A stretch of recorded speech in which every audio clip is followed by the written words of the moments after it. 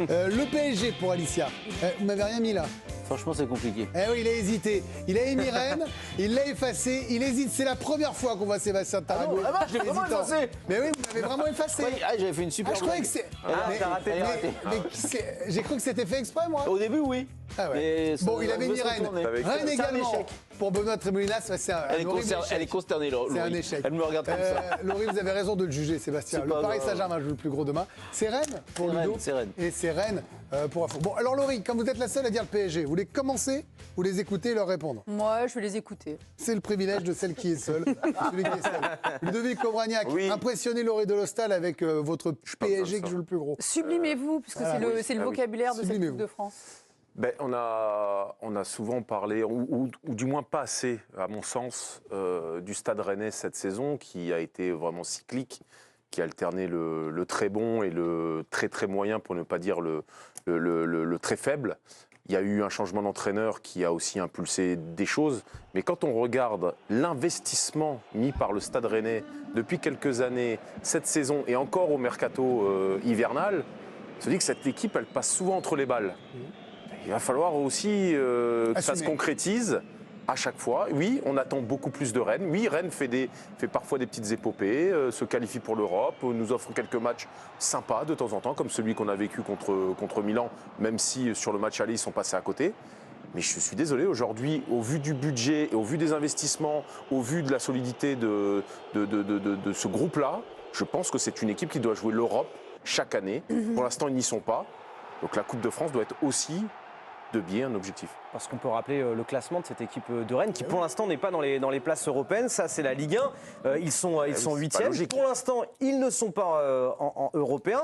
Peut-être que la plus grande facilité encore s'ils affrontent ils vont affronter le PSG. S'ils battent le PSG derrière, eh bien c'est peut-être la voie royale pour les Rennais. Et Ludovic l'a évoqué. Et ces dernières saisons, Rennes a toujours joué l'Europe. La Ligue Europa cette saison, la saison dernière encore la Ligue Europa. On a regardé la dernière année que Rennes n'a pas joué une compétition européenne, c'était la saison 2017-2018, donc ça fait 7 ans, 7 saisons qu'on voit constamment ces Rennais jouer la Coupe d'Europe. Et pour l'instant, ils n'y sont pas. Donc c'est illogique. Benoît Tremolinas, ils ont un effectif que vous qualifieriez de comment cet effectif Rennes? Est-ce qu'ils sont top 4, est-ce qu'ils sont top 3, top 5? C'est quoi sur la valeur, pas forcément financière, parce que ça veut tout dire et rien dire, mais quand on voit les joueurs qui sont capables d'avoir 2 équipes même, par moment, au Parc, ils avaient mis une équipe sans Terrier, par exemple.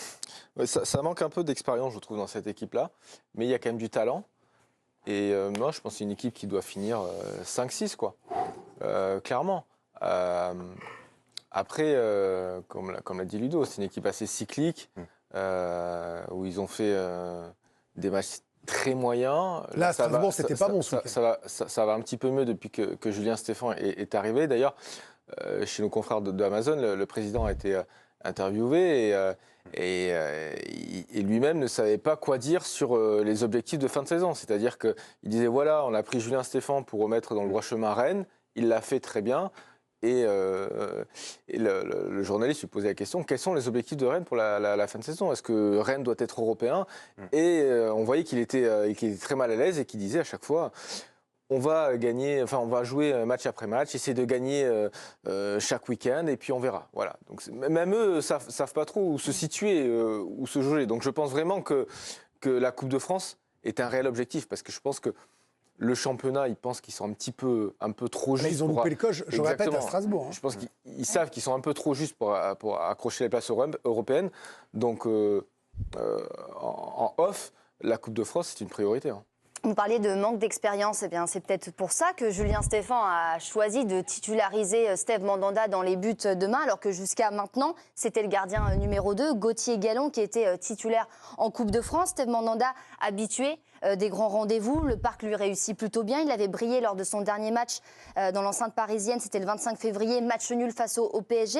Il avait brillé l'an passé aussi lorsque Rennes s'était imposé 2-0 avec 8 arrêts. Il avait eu la meilleure note de son équipe. Il était en conférence de presse aujourd'hui, le capitaine rennais. Il a échangé avec Gauthier Gallon. C'est sûr qu'on a échangé avec Gauthier, c'est pas simple pour lui. Maintenant, c'est un grand professionnel, quelqu'un qui est avant tout pense à l'équipe et encore une fois, c'est une décision qui a été prise par le staff et par le coach, donc nous, on ne peut que l'accepter. Choix de l'expérience pour Julien Stéphan. Mandanda qui a tout gagné en France, championnat, Coupe de la Ligue, Trophée des champions, mais pas la Coupe de France. Donc peut-être que ce sera une source de motivation supplémentaire pour lui. Il a eu aussi un mot pour Donnarumma, son homologue parisien. Et il s'est montré très élogieux envers le gardien italien. Ce qu'il fait depuis le début de saison, c'est impressionnant. Il fait partie des meilleurs joueurs du PSG. Il est décisif à chaque rencontre. Il est très performant et vraiment complet. Donc par rapport à ses performances, par rapport à sa régularité, à tout ce qu'il fait au très haut niveau, il fait partie des meilleurs. Une décision de Julien Stéphan qui rappelle celle d'Antoine Comboiré qui avait lui aussi préféré aligner son gardien numéro 1, Alban Lafont, plutôt que Rémi Descamps en finale en 2022 et la saison dernière. Vous avez raison de le rappeler. Sébastien, c'est compliqué de jouer gros quand vous allez jouer au Parc des Princes finalement contre un PSG qui lui aussi a de l'ambition. C'est pas le tirage le plus évident. Vous voyez, tout à l'heure, on parlait du tirage de Pierre Sage qui disait ah ben non, Ils peuvent peut-être se changer. c'est le pire tirage. Je pense que Julien Stéphan il aurait inversé avec grand plaisir. Vous voyez, enfin, même si le Parc l'a reçu plutôt pas mal. Oui. Non, mais il y a un moment où vous voulez gagner une Coupe de France, vous ne voulez pas jouer que contre des 4e et des 5e divisions. Donc, effectivement, ça aurait été mieux pour eux que ce soit à Rennes. Ça aurait été Par exemple. plus sympa. D'ailleurs, même l'affiche, globalement, ça aurait été rigolo. Mais il faut gagner des matchs. Et à un moment, il faut affronter le Paris Saint-Germain, que ce soit en finale, en demi-finale. À eux de réaliser une grande performance. D'autres l'ont fait les années précédentes. Le PSG n'a pas gagné toutes les Coupes de France ces derniers temps. Et là, vous étiez embêté pour répondre. Ouais. Vous me disiez, je ne sais pas, le plus gros entre Rennes et le Paris, mon cœur balance. Non, mais j'avais dit Rennes parce que pour tous les arguments exposés, il y a un moment, c'est un club aussi européen. Il faut que ce club. C'est décevant là jusqu'à présent. Par exemple, la saison est J'ai l'impression d'être toujours déçu par Rennes, en fait. C'est bien, c'est pas bien, c'est bien, c'est pas bien. Et puis tout le monde s'en fout, donc c'est dommage. Ah non, pas les supporters. Quand on parle Non, pas de mais parce qu'il y a une belle ambiance au stade. C'est un club bien soutenu, mais pour le coup, il n'y a jamais vraiment de drame. Après, quand les saisons sont pas bien bonnes, tant mieux. Ça doit être aussi ça le foot quelque part, mais il manque quand même un petit quelque chose en dehors de Rennes. En dehors de Rennes, c'est pas un club, c'est pas une équipe qui sollicite beaucoup d'émotions.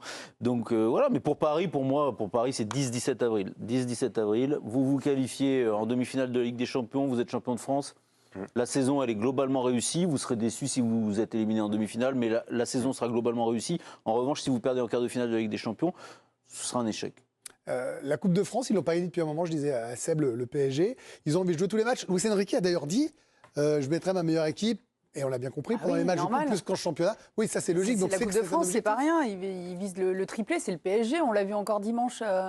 Ils sont largement au-dessus, même sans être parfaits. Et puis ça le foutrait mal quelque part quand même de perdre une semaine avant d'affronter le Barça face à une équipe de Rennes qui fait une deuxième mi-temps catastrophique dimanche. Alors bon, j'imagine qu'ils auront d'autres motivations demain, mais moi ça me paraît évident, oui, c'est le PSG tout simplement, avec l'équipe qu'ils ont, avec les talents qu'ils ont, avec un Mbappé qui je pense va être revanchard et j'imagine qu'il sera aligné demain d'entrée, donc oui, pour moi c'est une évidence que c'est eux qui jouent le plus gros demain. Bon, PSG Rennes, c'est demain.